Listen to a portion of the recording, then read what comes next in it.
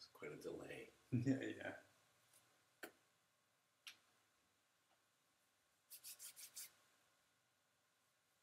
Did you hit stream?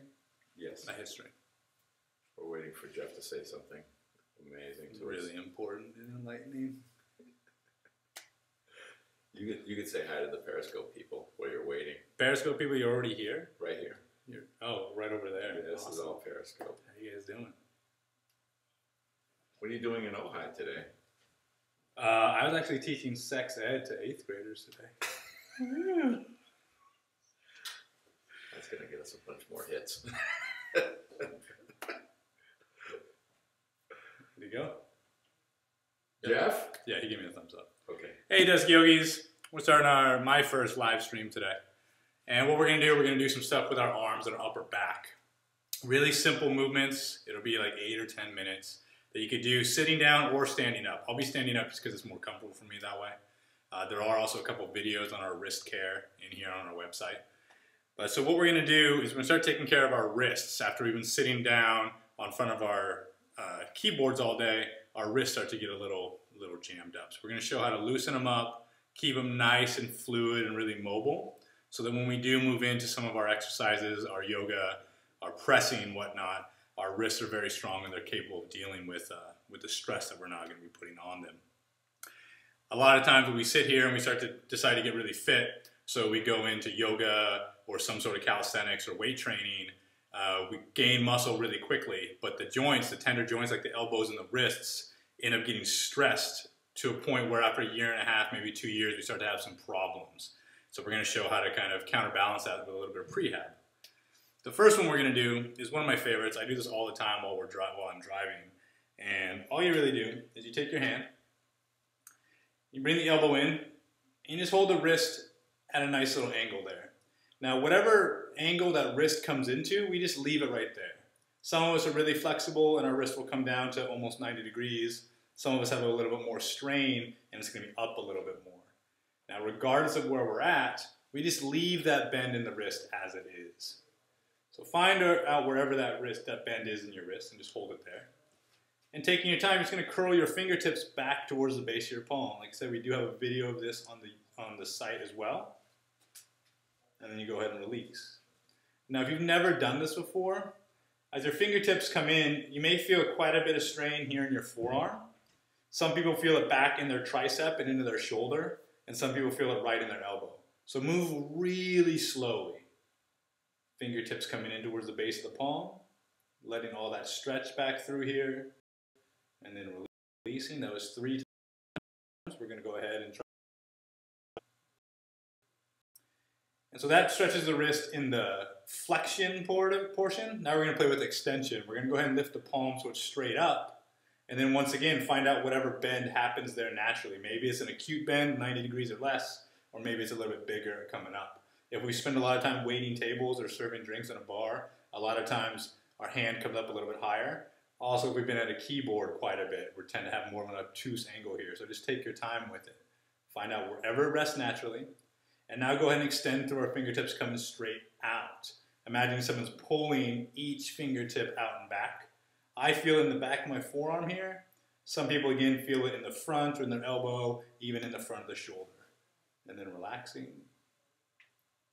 Fingertips coming straight back. And then relaxing. And now the importance of this is if I'm in this position right here, and you notice that my wrist is at about a 90-degree angle, where it should be if I'm sitting on the ground or have my hands on the ground in chaturanga or a push-up. So without any strain, without any load on my hand right now, I can come into a 90-degree position here with this bend from my forearm to my wrist. If our wrist is up a little bit more obtuse, we can't bring it to that flat 90-degree angle without a load. As soon as we put our body weight on it to come into a push-up position, now we're stretching and straining that wrist quite a bit. It's not quite there on its own to be able to come flat, so we have to add a load to it. And over time, that's going to cause some damage. So the more we stretch out this way, we're going to gain mobility in our wrist. And we're going to be able to come to this 90-degree or even less, this acute angle, without a load on our wrist. And then we're going to be able to deal with push-ups and chaturangas and different handstanding poses a lot easier. So we do that 3 or 4 times each way with the elbow bent. And then what we could try, some people like this too, is we try with the arm extended. Same exact same. Fingertips coming down, finding out whatever bend is happening there for us. Tucking the fingertips back up and in towards the base of the palm. And now with the arm extended, you're going to feel it in a different spot on your body. I feel along the outside of my tricep here and coming into like, what is that, your middle deltoid, lateral deltoid. And then coming in, gently relaxing. Coming in for a 3rd time. And now as you're doing this, if you've never done this before, a lot of times our fingertips may just come like halfway to here. One fingertip may be really overachieving and the rest of them are like, hey, why are you leaving me behind? Just take your time. The first time doing this, like anything, it takes a lot of practice to find that full range of motion here. And then relaxing. Pulling the palm up and out like you're doing your little kung fu hand here. Stretching our fingertips up and out, feeling the stretch here. Again, it's through the back of my forearm. And then releasing. You may be feeling it somewhere else as you come into here. And then releasing. And again, maybe your wrist looks a little bit more like this, and maybe your fingertips come out to about right there. Depending on how long you've done this or how often you spend time flat on your palms, will help to dictate what your range of motion is right now. If you have a strong yoga practice, I recommend doing this quite a few times a week. If you do a lot of calisthenics, if you do a lot of bench pressing, take care of your wrists. They're going to help you move in the long run. I like to do that probably 3 times a week, and it'd be really easy to do at a desk. Now, another thing that we could do, we're going to move into opening up our upper back a little bit. So I'm actually going to have to turn around so you can see what I'm going to do. I'm going to stretch my tricep, and I'm going to kind of open up through my chest as I kind of compress through my upper back here. We've all probably seen this before, and if we haven't, it's just a basic tricep stretch. One way to do it is to pick the arm up and hit whatever it is that's above you, because you're not paying attention, and reach down, and I could take my opposite hand and come and grab the outside of my elbow. Go ahead and come down a little bit tall, and then pull over. So that's a basic tricep stretch right there. And just holding that, we've all done this before, or seen it at least. Holding for maybe 5 to 10 seconds, and then relaxing, and coming into it on the other side. Reaching over, grabbing the outside of that elbow and pulling towards the midline. I feel like I'm just like a floating head right now. It's funny.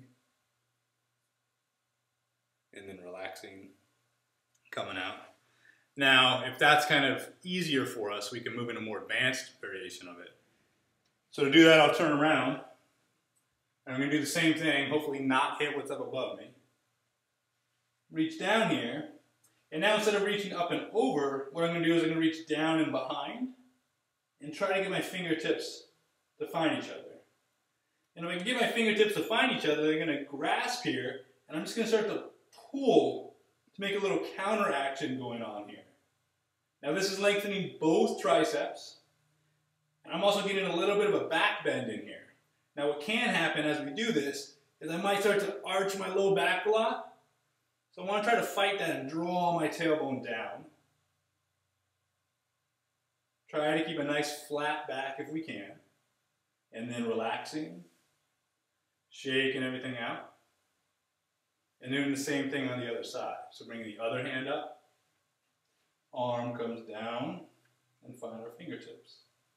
Now, as you come into this stretch, there's a lot going on in the shoulder, and in the bicep, and in the forearm. So just really take your time as you come into it. And I'm just going to guess, there's quite a few of us who might be trying this right now, and our fingertips are like, I have no idea how my fingertips got so short. They can't find each other. What's going on? So we just find a prop. And you can just take any sort of little strap here, reach up, find that, squeeze that there, and use your new prop here as your counterbalance. The movement in the shoulders has to be quite a bit in order to get the fingertips to touch each other. And the only way we do that is through a lot of practice. Some people are already born like this with a lot of mobility. Most of us, it just takes a lot of work. Holding that for a few minutes. and then relaxing. So just those couple simple stretches, I already feel on the outside of my shoulders and through my triceps. I think if I was doing that a little bit longer, it may be uncomfortable, but I feel like I stopped at a really good spot. And then for our last thing that we could do here, we're just gonna bring our feet together. And we're gonna stand here, and now as my hands come up, I'm gonna hit something above me because I'm pretty tall. But what we're gonna try to do is lift our spine and reach our hands up and extend up and out to get some extension throughout our lats here, all the way down into our low back. The important piece of this is to not arch the low back. So we don't want to be doing this here. We don't want that arch in our back. We want the back to be nice and flat and strong so that as we reach, we're kind of rooting down through our heels, drawing the tailbone down and reaching up through our fingertips, and then drawing the shoulders away from the ears. We could like muffle everybody out if we want.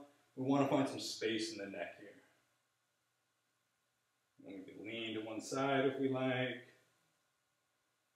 Lean to another. Then come to neutral, kind of shake it all out. And so if we do all those, that's about 8 or 10 minutes.